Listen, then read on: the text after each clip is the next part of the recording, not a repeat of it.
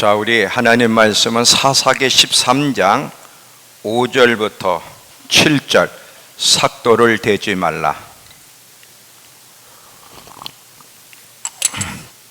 사사기 13장 5절부터 7절.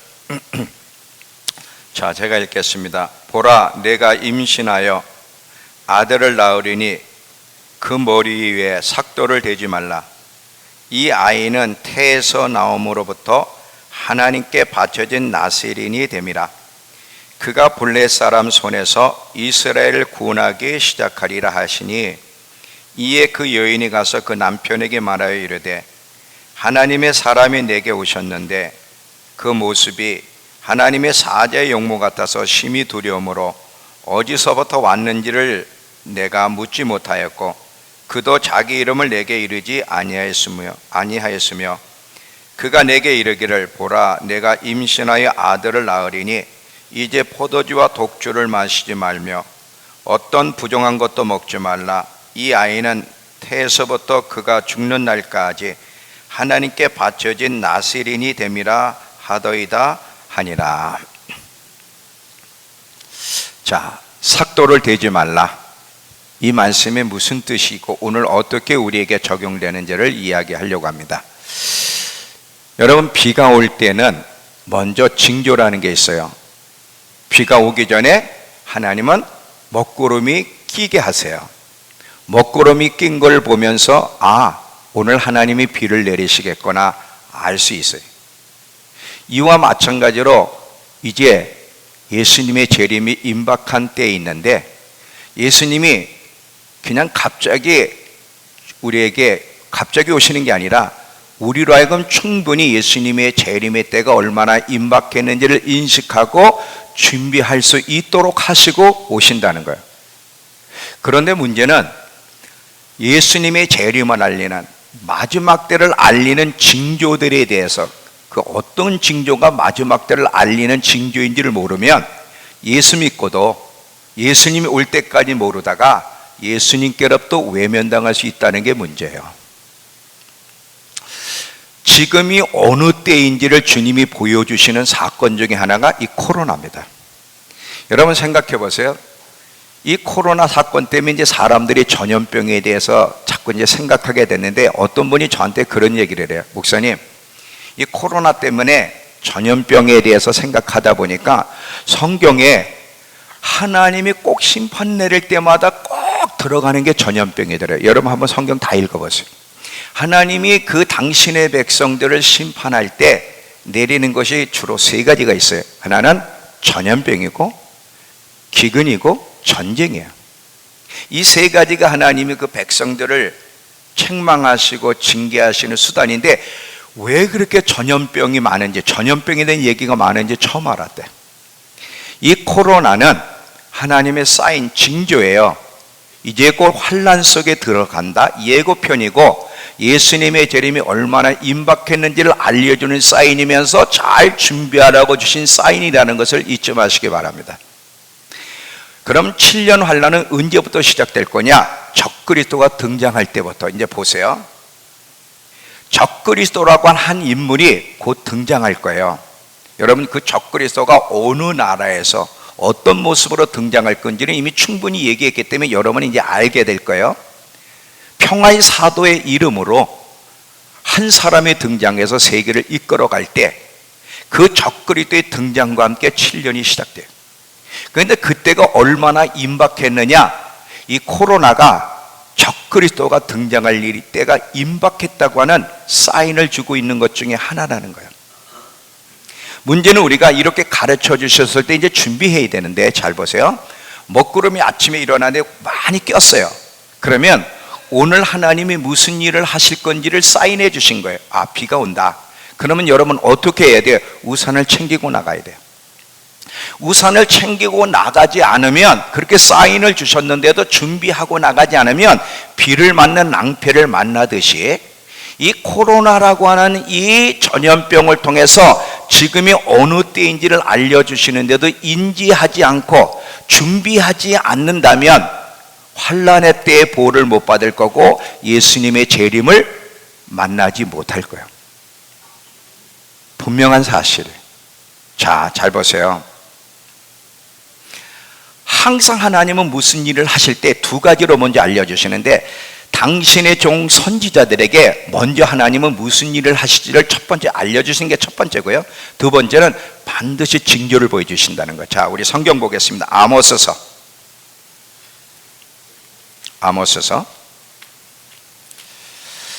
3장에,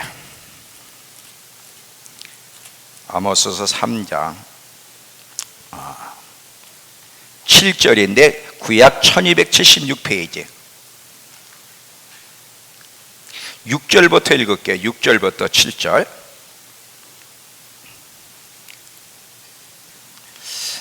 성읍에서 나팔이 울리는데 백성이 어찌 두려워하지 아니하겠으며 여호와의 행하심이 없는데 재앙이 어찌 성읍에 임하겠느냐. 지금 이 세상의 코로나의 재앙은 누가 행하셨다? 하나님이 행하셨다. 그러면서 주 여호와께서는 자기의 비밀을 그종 선지자들에게 보이지 아니하고는 결코 행하심이 없다. 미리 알려주셔서 준비할 수 있게 하시고 행하신다는 거예요. 마태복음 16장. 마태복음 16장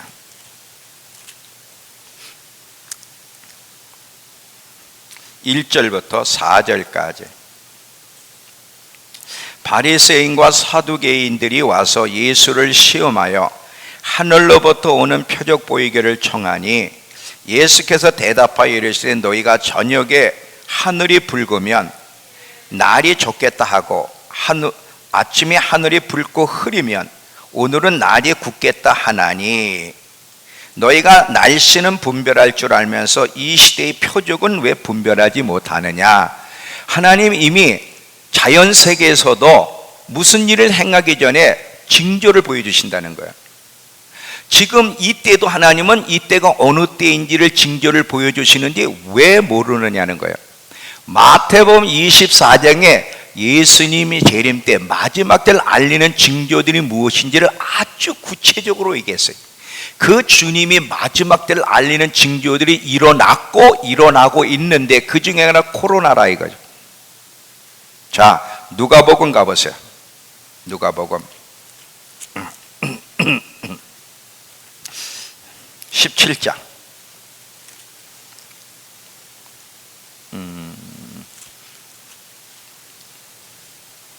죄송합니다. 21장. 누가복음 21장. 마지막 때에 대한 징조 얘기인데 이게 마태복음 24장 3절의 이야기들을 누가복음에서도 이야기하는데 마태복음에 없는 부분이 좀 첨가되어 있어요. 누가복음엔. 자, 21장 11절 보세요.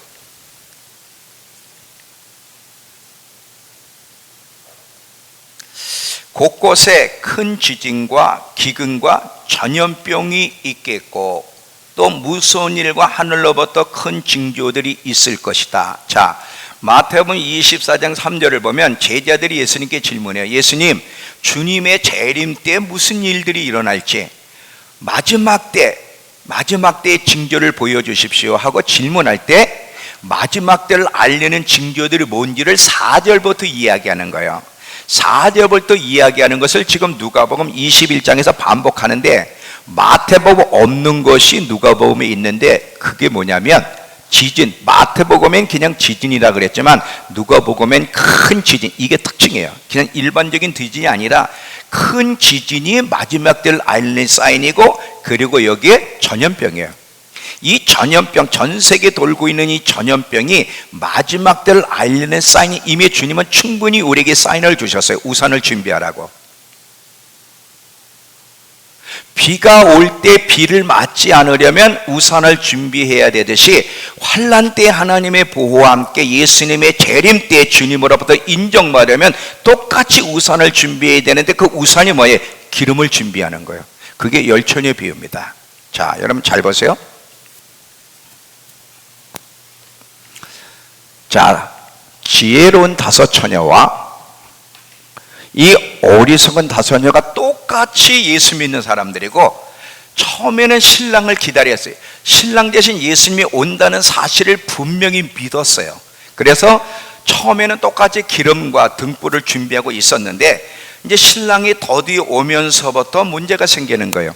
지혜로운 다섯째는 끝까지 신랑이 더디 오더라도 언제 올지 모르지만 반드시 온다는 사실은 분명해. 그래서 기름을 충분히 준비했어요. 우산을 준비하듯이.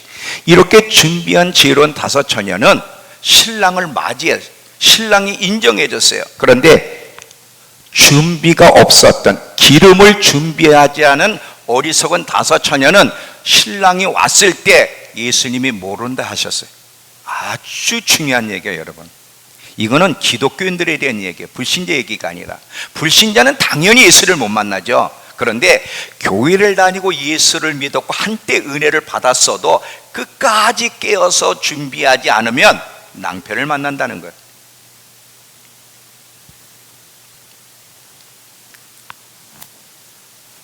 얼마나 많은 그리스도인들이 준비되어 있지 않은지. 우산을 들고 나가지 않으면 그날 비가 올 때 낭패를 만나듯 지금은 기름을 충분히 준비하고 있어야만 예수님이 오셨을 때 보호를 받고 인정을 받아. 이 우산과 기름은 똑같은 얘기예요. 준비가 주님의 보호와 함께 주님의 인정을 받는 거야. 그래서 예수님이 재림하실 때까지 계속 성령의 기름, 이 기름은 성령의 기름, 성령 충만인데 성령의 기름을 계속 구하고 준비하고 있어야 될 이유는 뭐냐면 능력 받는 이전에, 물론 능력도 받아서 너희는 세상의 빛이라고는 빛의 역할을 하지만 그 능력 이전에 기름이 없는 것은 우산을 준비하지 않는 것과 똑같기 때문에 기름을 준비해야만, 우산을 준비해야만, 비를 맞지 않는 것처럼 기름을 준비해야만 환난의 때 예수님의 보호를 받고 그분이 오셨을 때 모른다는 취급을 받지 않을 수 있기 때문에 준비해야 되는 거예요. 성경은 아주 답이 명확해. 흐리멍텅하지 않아요. 아주 정확하게 흑이냐 백이냐 정확하단 말이죠. 이렇게 정확하게 답을 주는데도 못 알아들으면 그가 누구든, 교회를 다녔든 안 다녔든, 신앙 고백을 했든 하나님의 말씀을 무시한 자는 주님이 모른다는 취급을 당할 거라는 것을 잊지 마셔야 돼요. 만약에 그냥 예수 믿고도 다 천국 가고 주님을 만난다면 예수님이 그렇게 모토로 깨어 있어라, 준비하고 있어라, 너희는 왜 징조를 모르냐, 왜 이런 얘기를 했겠어요? 기름, 성령으로 충만한 상태 속에 있어야 돼. 그것이 깨어서 신랑이 올 때까지 예수님께만 초점을 맞추면서 준비할 수 있도록 해. 자, 제가 저번 시간에 장근동산에 대한 얘기를 했죠. 수요일인가 금요일 장근동산 얘기를 했는데 기억나세요? 자, 아가서에 보면 장근동산의 모습, 신부가 장근동산의 모습을 가지고 있는 것, 또 덮은 우물, 또 봉한 샘, 이 모습을 보고 그 신부의 모습을 기뻐하시는 신랑의 얘기가 나와. 장근동산이나 덮은 우물, 봉한 샘은 똑같은 얘기예요. 자, 동산을 잠그고 있어야 돼. 옛날에는 막 그 짐승들이 막 동산에 막 뛰어다닙니다. 근데 짐승들이 와서 동산을 막 해짓고 엉망진창으로 만들고 그 좋은 우물물을 시궁창으로 만드는 일을 보호하려면 동산을 잠그고 있어야 돼. 이게 우리 영적인 얘기를 하는 거예요. 하나님은 어떤 신부를 보고 기뻐하며 데리러 오느냐? 잠근 동산 같은 신부. 마음을 잠고 있어야 되고 생각을 지키고 있어야 돼. 지금 우리의 모든 생각과 시선과 마음은 곧 오실 신랑 되시는 예수 그리스도에게 초점이 맞춰야 돼. 이게 비둘기 눈이란 말이죠. 신랑이 곧 오시는데, 신부를 데리러 오시는데 그 신부가 신랑을 사모하고 신랑께 시선이 고정되지 않고 세상의 것을 바라보는 더러운 신부를 과연 신랑이 신앙 고백했다고 데리러 올 거냐? 아니라는 거예요. 지금은요, 교회를 다녀도 생각이 다 열려가지고 5만 가지 잡스러운 생각들, 이 세상의 생각들이 들어와서 예수님께 우리의 생각과 시선이 고정되어 있지 않습니다. 이런 신부는 주님 못 만나요.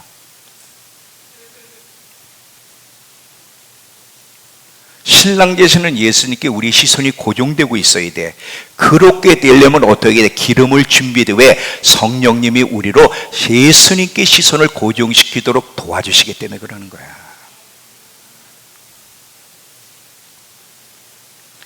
잊지 마세요.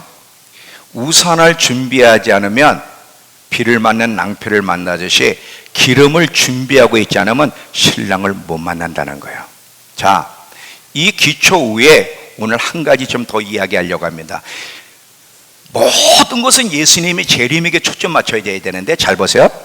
예수님의 재림에 대한 초점은 언제부터 시작되느냐? 예수님이 초림할 때부터. 예수님이 이 땅에 오셔가지고 첫 설교가 뭐냐? 회개하라, 천국이 가까웠다는 거야. 이미 예수님이 2000년 전에 이 땅에 오실 때부터 마지막 때가 시작됐어. 지금은 마지막의 마지막 때인데 이미 예수님이 오셨을 때부터 계속 우리를 어디에 더 초점을 맞추게 했느냐? 주님의 재림, 하나님의 나라에 초점을 맞추게 했어요.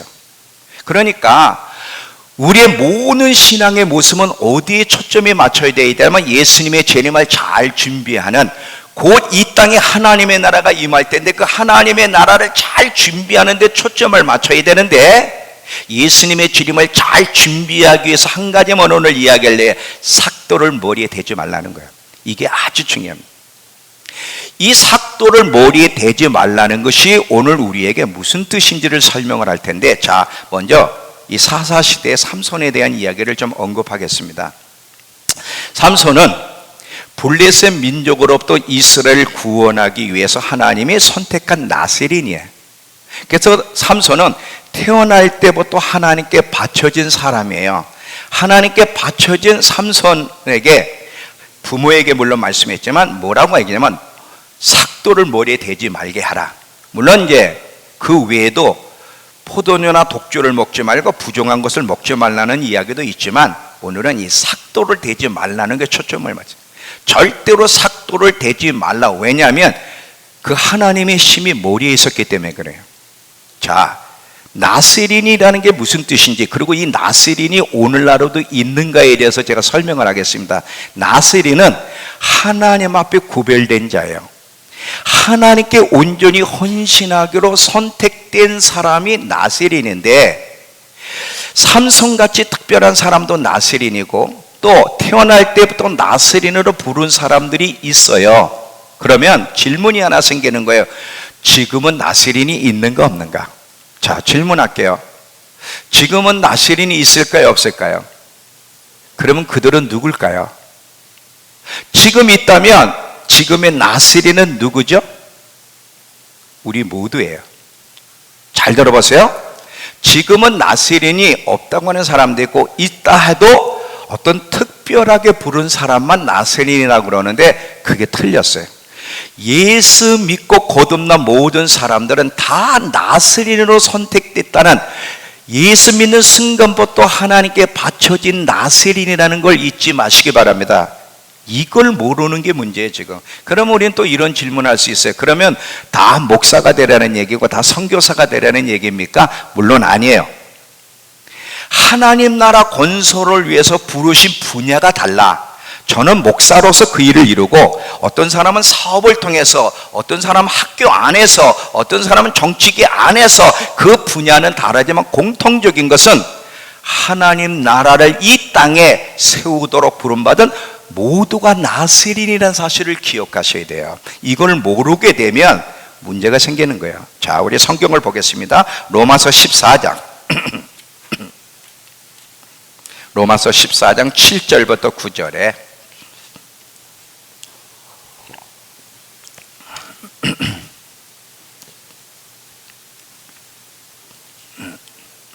자, 로마서 14장 7절에서 9절. 우리 중에 누구든지 자기를 위해 사는 자가 없고 자기를 위해서 죽는 자도 없도다. 우리가 살아도 주를 위해 살고 죽어도 주를 위해 죽나니 이러므로 사나 죽으나 우리는 주의 것이로다. 이를 위하여 그리스도께서 죽었다가 다시 살아나셨으니 곧 죽은 자와 산 자의 주가 되려 하심이라. 모든 그리스도인들은 나세린이라는 걸 이렇게 표현한 거예요. 로마서 12장 1절, 로마서 12장 1절.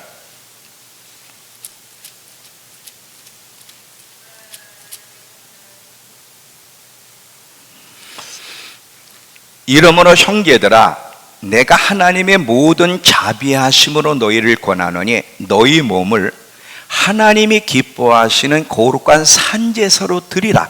이는 너희가 드릴 영적 예비니라. 여기도 똑같이 우리 모두가 나스린으로 하나님께 바쳐진 사람이라는 것을 이야기하고 있어요. 에베소 2장 10절.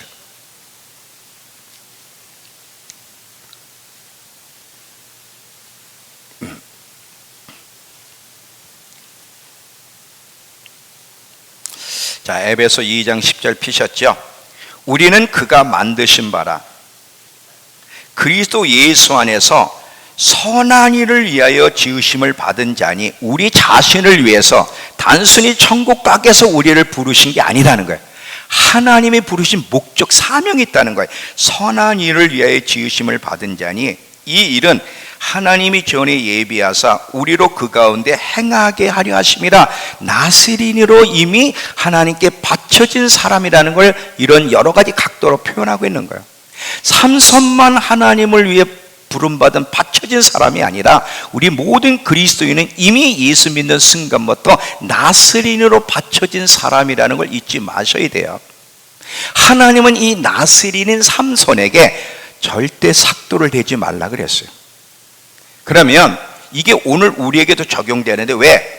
삼손만 나스린이 아니라 그 당시에는 삼손이 나스린이었지만 지금은 우리 모두가 나스린이기 때문에 삼손에게 삭도를 대지 말라고 한 것은 우리에게 똑같이 적용돼. 그러면 삭도를 대지 말라고 한 것은 무슨 뜻인지를 이제 생각해 보셔야 됩니다. 자, 아까 제가 얘기했죠.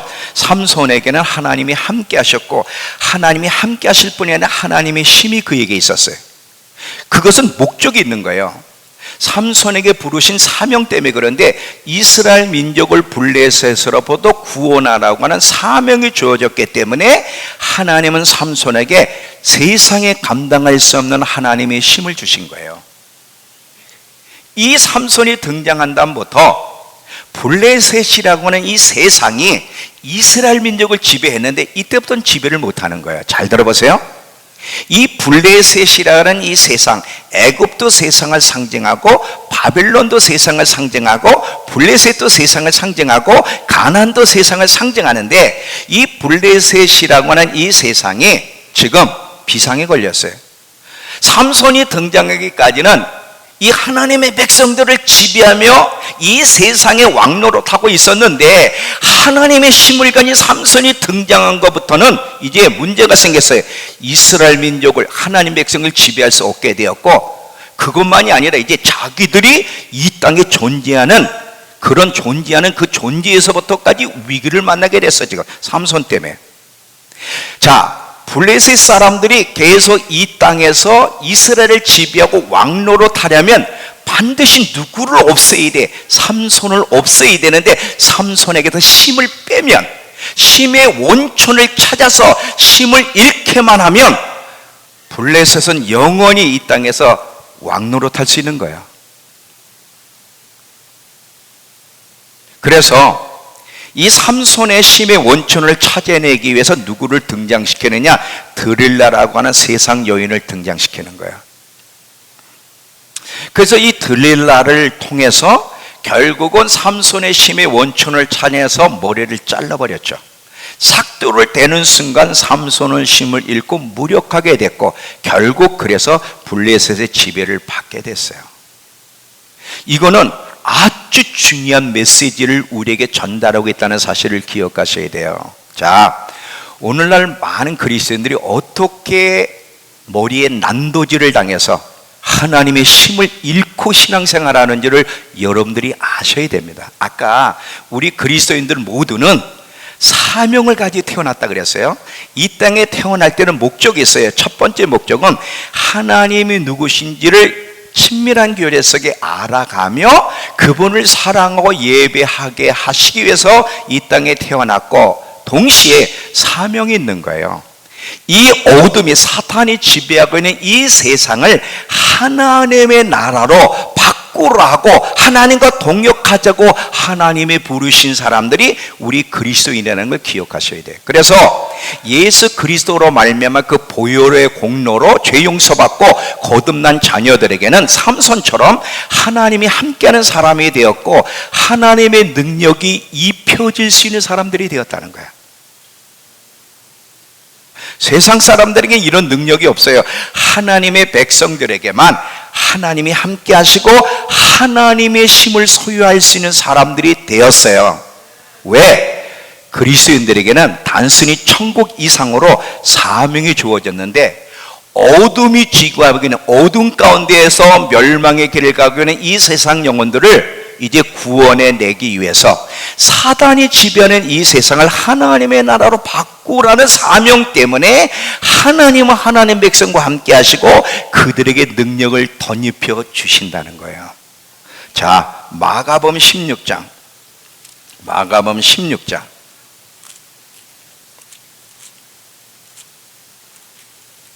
17절서부터 보시면,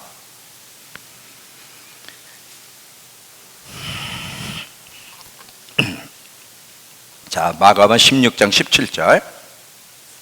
믿는 자들에게는, 자 보세요, 이 특별한 사람만 얘기하는 게 모든 믿는 사람에게는 이런 표적에 따르려니 곧 그들이 내 이름으로 귀신을 쫓아내며 새 방언을 말하며 뱀을 집어 올리며 무슨 독을 마실지라도 해를 받지 아니하며 병든 사람들에게 손을 얹은 그 날이라. 이런 능력이 주어지는 거예요. 왜? 하나님 나라 건설 때문에. 그래서 초대교회에 보면 예수님이 제자들을 파송하실 때, 물론 사복음서도 있지만 계속 둘씩, 아니면 또 계속 70인을 파송할 때도 둘씩 파송하시면서 꼭 주님이 귀신을 쫓아내고 병든 자를 고치면서 하나님의 나라가 가까이 왔다고 선포하라는 거예요. 하나님이 어디 있냐고 말하는 사람, 여러분 지금 이 세상에 하나님이 살아있다 그러면 믿는 사람이 있어요? 세상 사람들은 안 믿어. 이런 세상 사람들에게 그들의 병을 고쳐주고 귀신으로부터 자유케 하면 세상도 하나님이 살아있다는 걸 보게 되는 거예요. 이런 능력을 주시는 이유는 사명 때문에, 하나님이 어딨냐고 말하는 사람, 어둠에 붙잡혀 있지만 모르고 있는 그들을 깨워서 하나님의 나라로 들어오게 하기 위해서는 하나님이 하나님 백성과 함께 되고 능력을 주셔야 되는 거예요. 근데 문제는 그리스도인의 빈 껍데기라는 거예요. 아무 힘도 없고 능력도 없어. 잘 들어보세요. 사탄의 목적은 이 세상을 영원히 지배하는 거예요. 아담이 범죄함으로 말미암아 이 세상의 통치권을 사탄에게 넘겨줬어요. 공식적으로 죄 때문에 넘겨줬는데, 그때부터 지금까지 사탄은 이 세상 임금으로 군림하고 있어요. 이제 예수님이 재림하실 거예요. 예수님이 재림하여 이 세상 임금인 사탄을 이제 하나님이 심판하시고 모든 악을 심판하시고 이 땅에 오셔서 예수님이 왕으로 통치하실 건데, 사단은 너무 잘 알아. 그때가 가까웠다는 것을. 그런데 예수님으로 오지 못하게 하고, 물론 그렇게 할 수는 없지만 예수님을 오지 못하게 하고 이 땅을 영원히 지배하고 싶어하는 게 사탄의 목표란 말이지. 근데 그의 목표를 이루려면 문제가 하나 있어요. 뭐냐? 하나님이 함께하는 사람들이 이 땅에 있는 거예요 지금. 그리고 하나님의 능력을 지닌 사람들, 그래서 이 세상을 변화시킬 힘을 가진 사람들이 있는데, 그가 누구냐? 그리스도인들 중에도 누구? 깨어있는 사람들. 이 사람들이 문제인 거야. 지금 여러분, 교회 다니는 사람들은 사탄이 무서워하지 않는다는 거 아시죠? 교회에 얼마든지 다니라 그래요. 근데 이 그리스도인, 교회 다니는 그리스도인들 가운데 깨어난 사람들, 자기가 누구인지 나스린으로 부름받았고 이 땅에 존재하는 것은 사명 때문이라는 걸 인식하여 하나님의 능력이 입혀질 수 있는 사람들을 보면 사단은요 흥분합니다. 자, 이 예를 드릴게요. 그 투사 경기 있잖아요. 스페인 같은 데 보면 이 투사 경기가 있는데 황소들이 뭐를 보면 흥분하고 덤벼드는지 혹시 아세요? 제가 여기 이 주부에다 기록했죠. 잘 봐요. 빨간색 천이에요. 그래도 꼭 투사가 황소하고 장난치면서 결국 죽일 때 반드시 무슨 천을 가지고 이용하냐면 빨간 천을 가지고 이용해. 이 황소가 빨간 천만 보면 흥분해서 돌진한다는 거예요. 이와 마찬가지로 사단이 흥분해서 돌진하는 사람이 하나 있어요. 누구?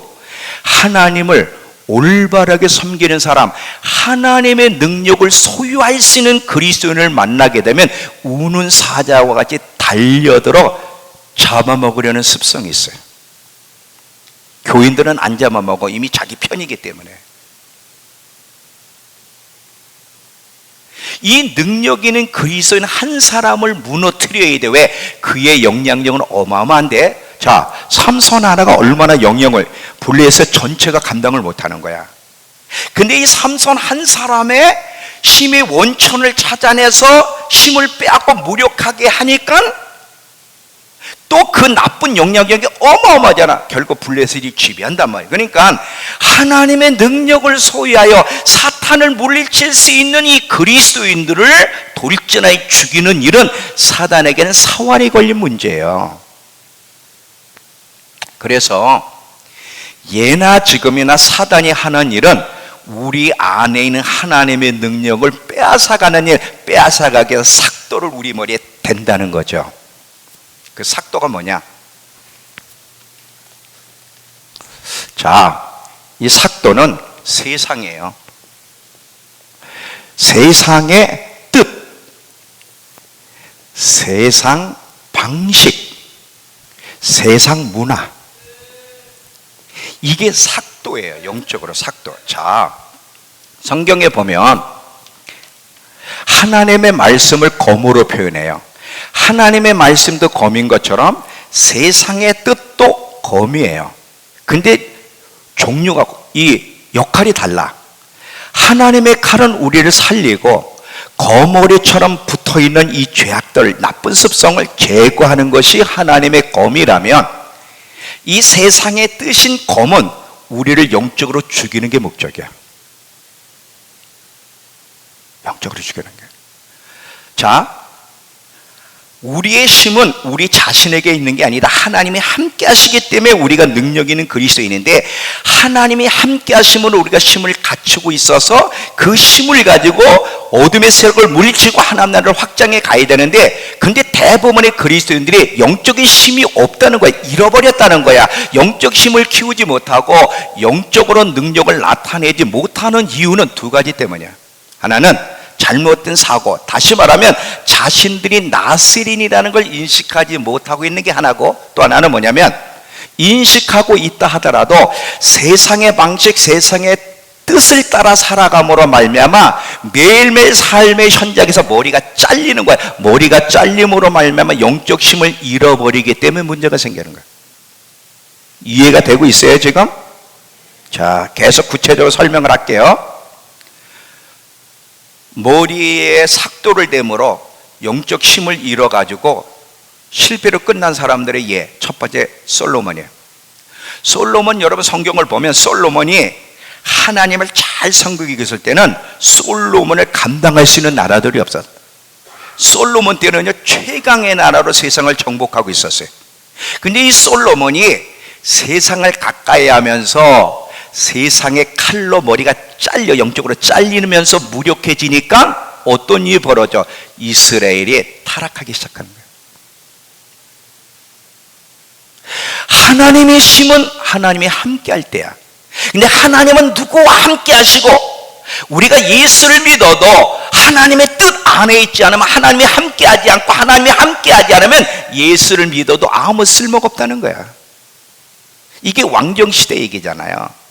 하나님을 경외하는 왕이 있을 때는 하나님이 함께 하셨고, 하나님이 함께 할 때는 세상을 정복했지만, 하나님을 경외하지 않고 우상을 숭배하며 세상의 것을 받아들임으로 말미암아 영적으로 삭도를 대해 머리가 잘려진 왕이 있을 때는 세상의 지배를 받더라 이거지.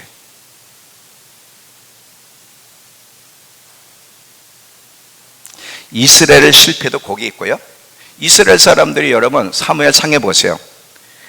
열방과 같이 왕을 달라 그래. 이 하나님이 그들의 왕인데 우리도 열방처럼 살고 싶습니다.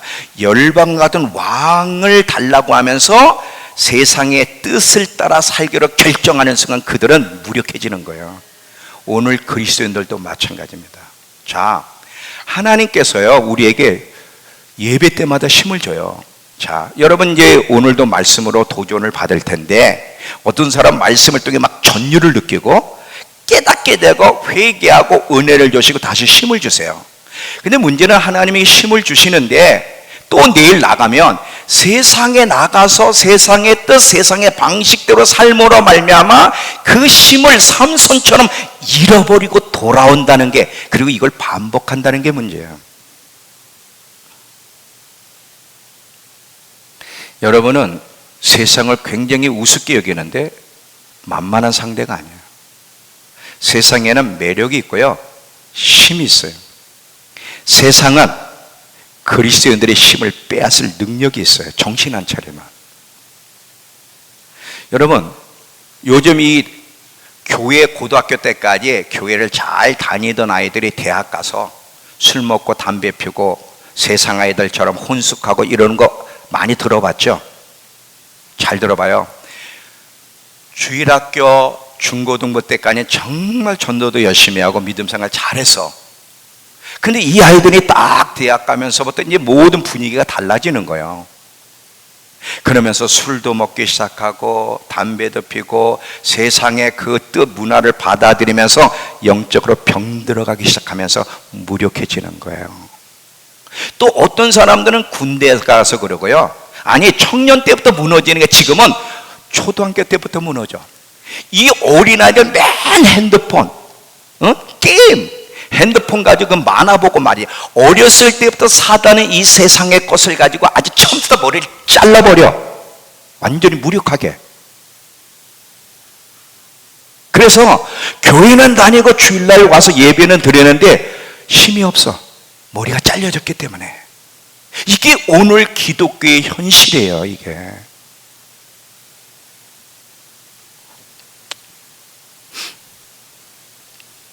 이렇게 살면 주님 못 만나. 제가 서두에 그랬죠? 자, 우산을 준비해야 비를 맞지 않는 것처럼 기름을 준비하고 있어야 신랑의 보호를 받고 신랑을 맞이한다. 준비하지 않으면 안 된다. 삭도가 잘려있는 그리스도인들은 주님의 보호를 못 받고 만나지 못한다. 잊지 마세요.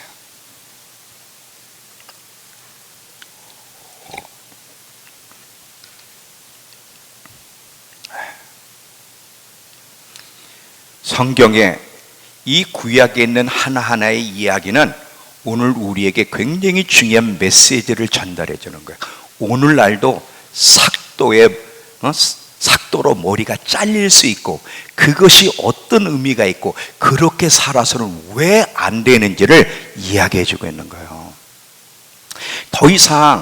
이제는 더 이상 세상의 뜻, 삭도의 머리가 잘려서 영적 힘을 잃은 그런 가운데 교회를 다니면 안 돼. 교회를 다니면 뭐해?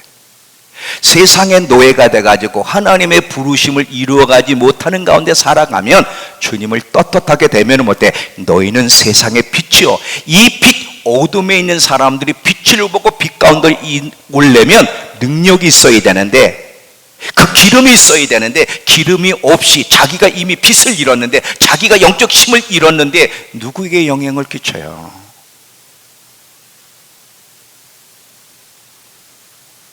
반드시 여러분 잊지 마셔야 될 것이 있어요.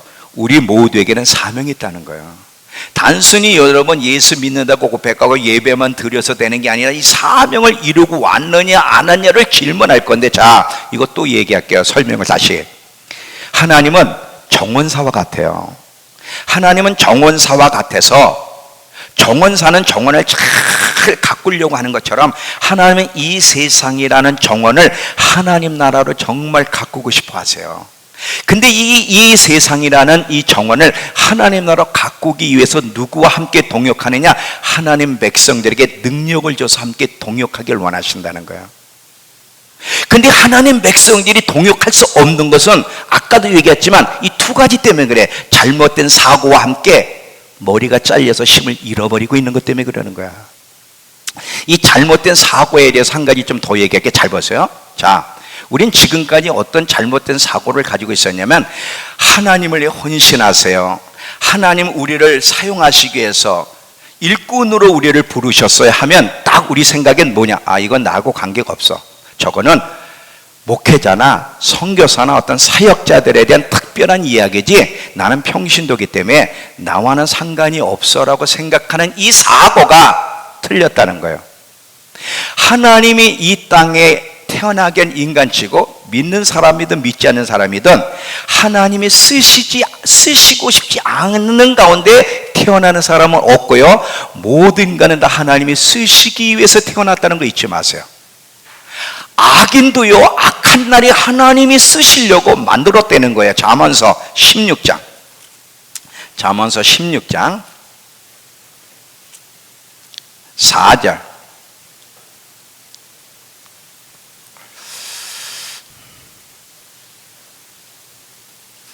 잠언서 16장 4절. 여호와께서 온갖 모든 것을 그 쓰임에 적당하게 지으셨나니 악인도 악한 날에 적당 쓰시기 위해서 하나님이 만드셨다, 이렇게 됐어요. 자, 이 땅에 태어난 모든 인간은 어떤 모양으로든 큰 그릇으로 쓰임받든 천한 그릇으로 쓰임받든 악인의 역할로 쓰임받든 쓰임받기 위해서 이 땅에 태어났다는 거 잊지 마세요. 나 평신도니까 아니에요. 그러니까 많은 그리스도인들이 왜 하나님의 부르심 앞에 헌신하지 않고 올인하지 않느냐면, 이 잘못된 사고, 이건 나와는 관계없는 특별한 부르심 있는 사람에게 요청하는 걸 거야. 아니에요. 우리 모두는 이미 예수 믿는 순간부터 나스린으로 하나님께 바쳐진 사람이고, 하나님 나라 건설을 위해서 분야만 다를 뿐이지, 이 세상을 하나님의 정원으로 만들기 위해서 하나님이 우리 모두를 부르셨다는 걸 잊지 마셔야 됩니다. 이걸 알고 하나님과 함께 동역하지 않으면 주님이 오실 때 모른다는 취급을 받을 수 있다는 거예요. 왜 그래요? 창조한 목적은요, 우리를 위해서 창조한 게 아니에요. 우리 안락함, 편안함, 노후 대책, 잘 먹고 잘 살기 위해서 우리를 창조한 게 아니라 사명 때문에 창조하셨어요. 그러니까 하나님이 창조하신 목적대로 살지 않고 갔다면 한마디로 자기를 위해 살았다는 건데, 자기를 위해서 산 사람들이 어리석은 다섯 처녀였고, 기름을 준비하지 않은 어리석은 다섯 처녀였고, 이 어리석은 다섯 처녀는 주님이 모른다는 취급을 당했다는 거죠. 성경이 명쾌하지 않습니까? 신구약은 다 짝이 있어요. 너무 명쾌한 답이 있어요.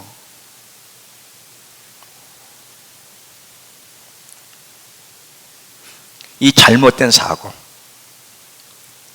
이 헌신하라고 하는 나스린, 이건 나하고 관계가 없어. 난 평신도잖아.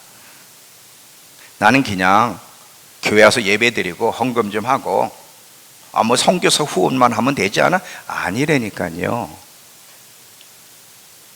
또 하나는 뭐냐? 아까도 얘기했죠. 이 세상 뜻, 세상 방식을 따라 살면서 난도질을 당해서 영적을 힘을 잃어가는 가운데 간간히 교회에 와서 예배를 드리는 사람들, 전혀 부르심을 생각할 수가 없어. 이 사람들 때문에 문제, 이 사람들이에요.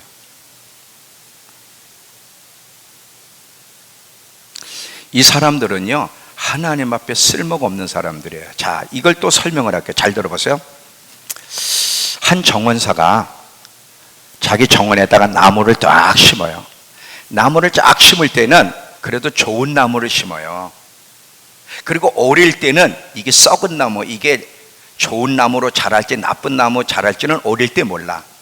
여러분, 하나님이 우리 예수 믿게 할 처음엔 우리 얼마나 순수했어요.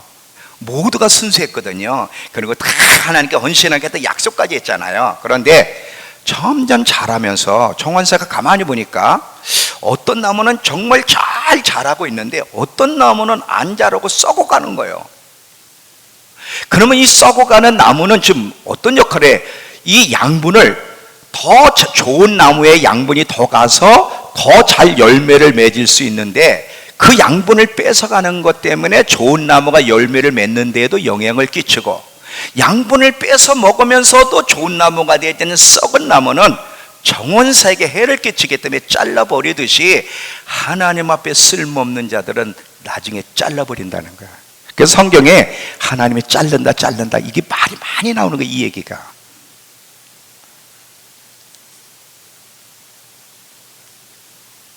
좋은 나무가 돼야 돼.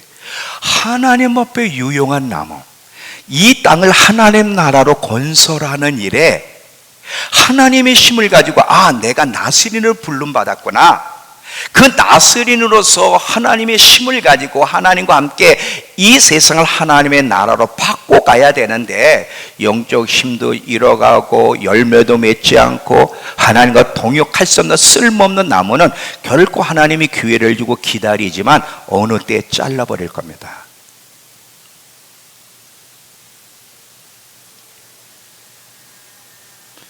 이게 삼손의 이야기예요. 자비로우시고 은혜로우신 하나님, 마냥 내가 어떻게 살더라도 웃으세요? 아니에요. 그분은 인격을 가지고 있기 때문에 분노도 하시고요, 기다렸는데도 열매를 맺지 못하면 그 나무는 잘라버리기도 하신다는 거야. 자, 결론입니다. 성경에 예수님이 계속해서 우리에게 깨어있으라 깨어있으라, 이 깨어있으라는 말이 얼마나 중요한지를 몰라. 그냥 추상적으로만 생각해.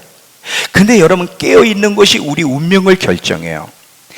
영적으로 우리가 깨어있는 사람은 절대로 세상의 칼에 난도질 당하지 않고요, 내가 누구인지를 인식하게 되고, 그리고 하나님과 함께 이 세상을 하나님의 나라로 만들어가는데 혼신해. 이거는 깨어있는 자만 이게 가능한 거예요.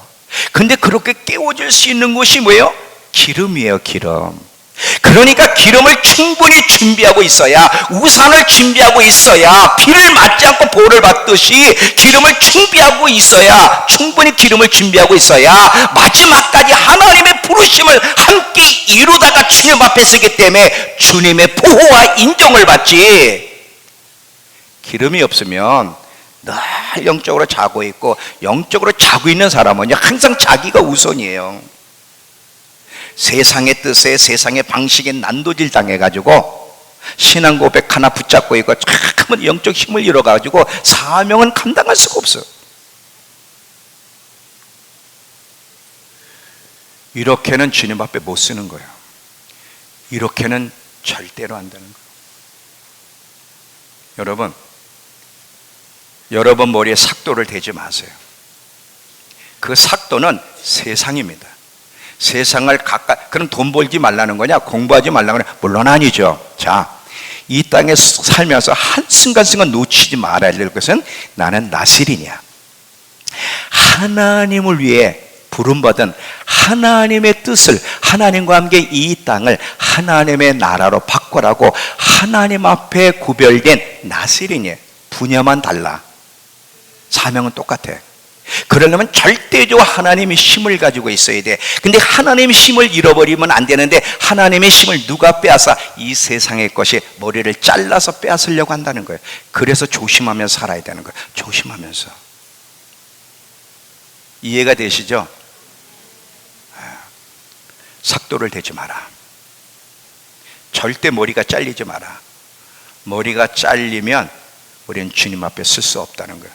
그래서 매일매일 말씀을 통해서, 내가 그동안 머리가 잘렸구나, 영적 힘을 잃고 살았구나, 돌이킬 수 있잖아요. 회개 기회를 주셨잖아요. 회개하고 이제 더 이상 영적인 하나님의 은혜를 주실 때 영적인 힘을 잃지 않도록 조심하면서, 내가 나스린이라는 사실, 그리고 이 땅에 존재하는 이유는 하나님과 함께 이 세상을 하나님의 나라로 바꾸라고 하나님이 부르셨는데, 어떤 분야를 통해서 그 일을 감당하는가? 어떤 사람은 교사로서, 어떤 사람은 사업가로서, 어떤 사람은 정치가로서, 어떤 사람은 직장 안에서, 어떤 사람은 나처럼 목사로서, 어떤 사람은 선교사로서. 분야는 다르지만 사명은 똑같아요.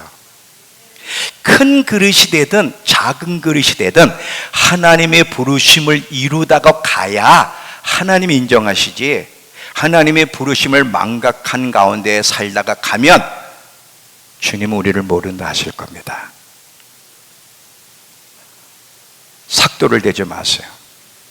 더 이상 머리가 잘리는 일이 없는 저와 여러분에게 축원합니다. 기도합시다. 하나님,